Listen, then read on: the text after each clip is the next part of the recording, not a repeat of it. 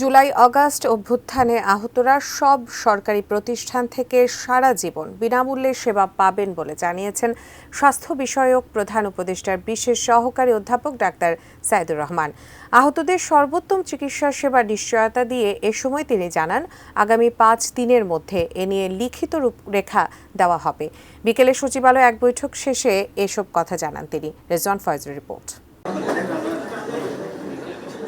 বৃহস্পতিবার দুপুরে সচিবালয়ে স্বাস্থ্য মন্ত্রণালয়ে আসেন জুলাই আগস্ট গণ অভ্যুত্থানে আহতদের বেশ কয়েকজন। উদ্দেশ্য তাদের সুচিকিৎসা সহ বিভিন্ন দাবি নিয়ে উপদেষ্টাদের সাথে বৈঠক করা। এর কিছুক্ষণ পরে আহতদের আরেকটি প্রতিনিধি দল আসে স্বাস্থ্য মন্ত্রণালয়ে। আর বিপত্তিটা বাধে তখনই। আহতদের দুই প্রতিনিধি দলের মধ্যে শুরু হয় বাকবিতণ্ডা।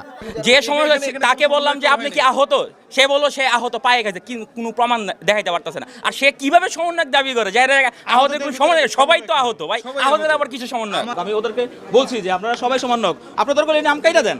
আর আজকে ওরা কাগজটা দেখছে কি মনে করছিল যে হয়তো আমরা এই পরিচয়ে আমরা কথা বলতে আসি না, এই পরিচয়ে আমরা কখনো এই পরিচয়ে কথা বলতে আসি নাই। এই অস্থিরতা থামাতে সচিবালয়ে আসেন বৈষম্য বিরোধী ছাত্র আন্দোলনের দুই কেন্দ্রের সমন্বয়ক সার্জিস আলম ও হাসনাত আব্দুল্লাহ। সবাইকে শান্ত করার চেষ্টা করেন তারা। আপনারা পাঁচজন না ভাই, এটা বুঝতে হবে।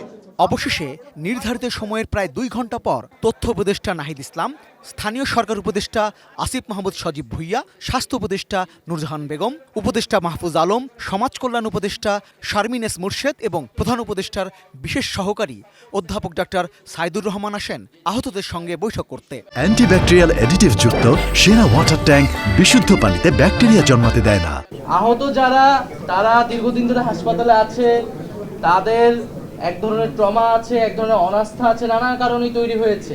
কারণ রাষ্ট্রের অনেকগুলো সমস্যা কিন্তু আমাদের একসাথে মোকাবেলা করতে হচ্ছে। পরে প্রধান উপদেষ্টার বিশেষ সহকারী ডাক্তার সাইদুর রহমান জানান, জুলাই অভ্যুত্থানে আহতদের সর্বোত্তম চিকিৎসা সেবা নিশ্চিত করা হবে।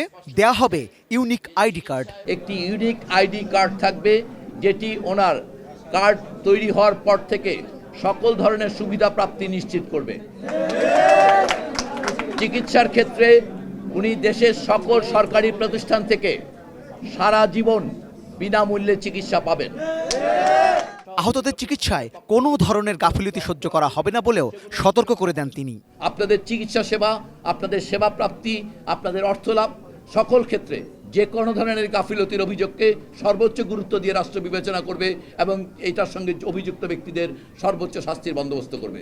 এ সময় এক প্রশ্নের জবাবে তথ্য উপদেষ্টা বলেন, অভ্যুত্থানে নিহত ও আহতদের পাশে না দাঁড়িয়ে শুধু নির্বাচন নিয়ে আলোচনা করলে সবার মধ্যেই অনাস্থা তৈরি হবে।